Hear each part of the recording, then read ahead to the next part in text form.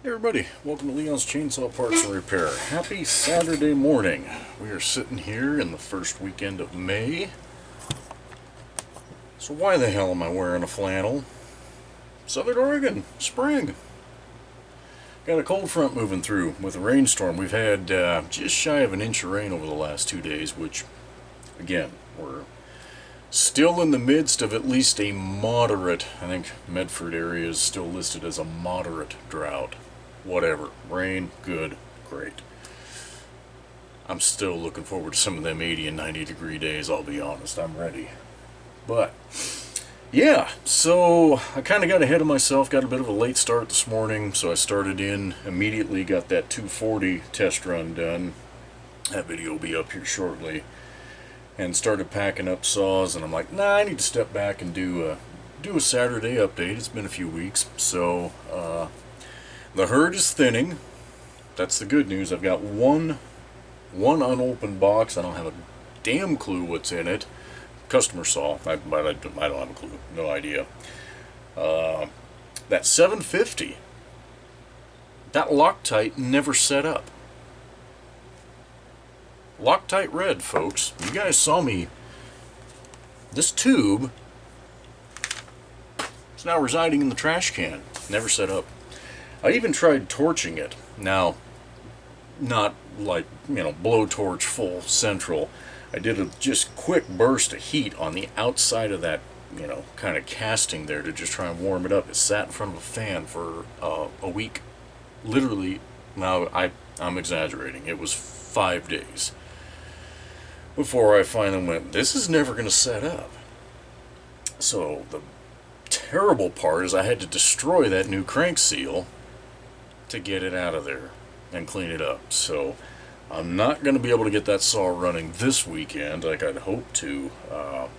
That really is upsetting. Everything else actually went so well on that saw. Right now, we're under the budget that I had given Bill for that saw, so I'm pretty excited about it. So we're waiting for a crank seal. I ordered from 2 different places. Closest I could find was Iowa. The other one was in New York. They ain't gonna get here till Tuesday or Wednesday of next week. So, we'll just have to wait. I've got, I think, yes. So what I had been using was the full liquid. I've got the gel Loctite Red, but honestly, this tube is looking kind of rancid. So, well, that gel's still there. I mean, it looks fine. So I will try this stuff. I mean, whoever heard of Loctite Red not setting up? The only other thing I can think to do is some combination of JB Weld. But I'm hesitant on that. I would rather use something that's actually meant to lock a part in place, So for those of you that haven't watched that video, that 750 video, buried in there somewhere, I couldn't even tell you what the timestamp is, the drive case side crank seal actually had torn loose of the housing or collapsed or whatever, and over the worm gear it was sitting there spinning. And it had just made one hell of a mess. There's actually a groove cut in the bottom of the casting there. So, and I suppose that is one, now that I'm thinking about, one possible application for JB would be to build that up. Because you can't stack anything on the worm gear, because then it's going to bind and sit there and spin. So, I don't know. I'm going to hope that I don't destroy another crank seal with, trying to put it in with the Loctite Red gel. But anyway, that's where that's at. Other notes on customer saws. So I have a video. It's version 2 now. The original one lasted from COVID up to about 2 months ago, and then I shot a revision. It's shipping me a chainsaw for repair, and it's unlisted. You can't just go find it. You've got to have contacted me and said, hey, I'm interested in a saw being repaired. What's the process? And then I shoot this video out, and it's got all the FAQs in it. And I do that because I want people to make that contact with me via email. Establish that connection. That way I can make damn certain that I've given, a potential customer as much information as possible about what could happen, how it could go, what the costs are going to be, how expensive shipping, yada yada yada. I also cover pack your saw well, and some folks don't listen. Or I should say they think they've packed it well when in reality they haven't. A Super XL arrived to repair. Just like this. I didn't damage this box. This is how it arrived. So this is an example where it had been bubble wrapped fairly well, and that's really all that saved it. But the failure was the cardboard. This box is too lightweight. See how thin this is? I mean, yeah, it's corrugated, but I've seen, you know, a Bisquick box is almost this strong. This is too lightweight. You've got to step up to something that's either a double corrugated or at least a, you know, getting up there close to a 3/16 quarter-inch thick would be better box, like the stuff that Home Depot sells. Those aren't perfect. You still got to load them up with packaging, but folks, I'm telling you, if there had been a bar in here, it wouldn't have made it. It's a miracle. Thankfully, the chain that was in here was packed on this side that didn't blow out. Otherwise, it would have come out of the box. And UPS, FedEx, none of them would honor, you know, a damage claim on this. They'd be like, you should have packed it better. So please, for your own protection, make sure that you get those boxes well packed and it's a good box. Other things that have happened. The solo saw that's going back. I've read your guys' comments on there, and I appreciate the enthusiasm, the support, and all of that.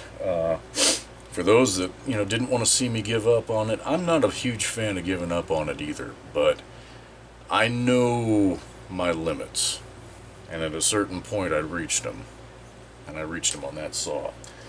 To the one user who wasn't a fan of some of the language I use, I do apologize. I'm a fairly coarse, we'll use that word, coarse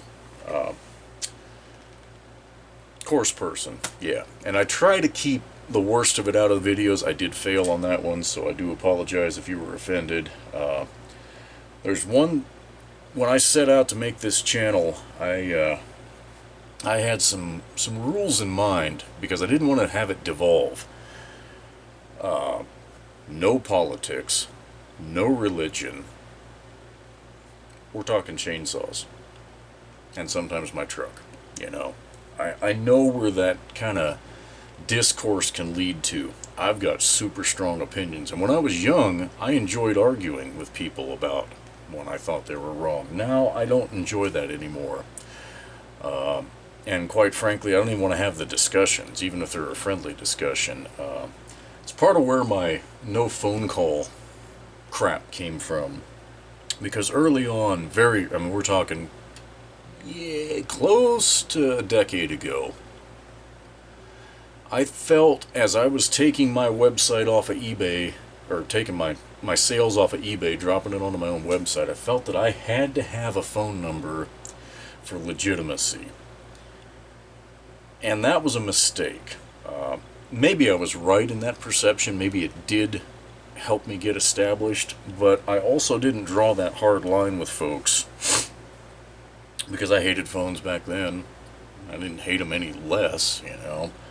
But I had this kind of thing in my head. And there were a few people, customers, who, you know, really insisted on it and were, you know, adamant. And at that time, I listened when maybe I shouldn't have because I didn't want to, and I should have just done it my way from the beginning. That way some of these folks didn't you know, get led down the wrong path. But I've had that. A gentleman that I've worked on a lot of saws for quite a few years ago, every, you know, 2 to 3 weeks he'd want to call up and talk politics and all this other crap, and we didn't see eye to eye on it.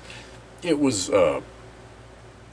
amicable discussion. You know, there wasn't any, you're a jackass, you're an idiot. There was none of that, but I just don't enjoy that crap anymore. And the same thing with religion. I can remember when I was in college, I would have discussions, quite animated discussions with folks about that, and even prior to college. I just don't have any desire to do that anymore. I want to have my beliefs and the way I do things, and you have yours, and we just leave each other alone. That's my theory. I don't want to talk about it. That's why there's one. I don't think the guy watches the channel anymore. Again, somebody I have known for years, and I just had to step back and be like, dude, I can't do this. And what's really amazing is on the political side, he and I agreed. But it just drove me nuts. Every time he called, I knew that there was something else there. I knew that that's where he was headed. Either politics or religion, because this gentleman is a connoisseur of both. And there's nothing wrong with that. I just don't care. I don't want to go down that road. I educate myself through a lot of different sources. I'm not buried in the sand. I know exactly what's going on. And again, I have my own opinions, but they're mine, and I want to keep them myself. So anyway, that got a little more long-winded than I kind of wanted to. But I guess to wrap it around, this, I had another email, a couple, and one was, this guy was asking me why I had stepped back from our friendship. And I'm just like, dude, I've already told you. I've told you clearly I don't want to be involved in this crap. If you want to talk chainsaws, fine. No problem. But I know that's not where it's going to stay. And sure as crap, the next day he sent another link with a bunch of stuff. Delete. I don't even read it. Delete. Don't care. So, anyway, that's part of why I'm such a dick, to be very honest, about the whole phone thing, is because I've been, what I'm going to say, burned too many times. When I give the number out, and it's supposed to just be a quick, hey, this or that, it always seems to devolve into something else. So I just don't do it anymore. That's simple. So, what else do we have? I'm going to wrap this up. I don't want to sit here and just babble. Maybe, looking at the weather forecast, I think next weekend is supposed to be like 85, maybe 88 degrees. We'll get up on the Firewood Hill and do something. That road crossing the creek, I don't know if I've ever done a video of actually crossing the creek. I say creek, it's a seasonal creek. I mean, it's only 5 feet wide, but it's a mud road leading down to it, and you've got a compound turn. As you're crossing that, your ass end is still on the hillside, your front end is coming up a hill that's kind of a slant like that. With my old 3/4 ton, when I was almost at the bottom of the creek and coming up the other side with the front end, my driver's rear tire ended up hanging off the ground a good foot. So that tells you how tight of a turn that is with those compound. When there's rain and mud, I'm not a big fan of going through there, even though I've got the winch on the front and all of that. I don't need that aggravation of getting stuck or having the road give way and I slide into a tree and... No. Anyway, I think it'll be dried out next weekend enough that we can go up there and do some cutting.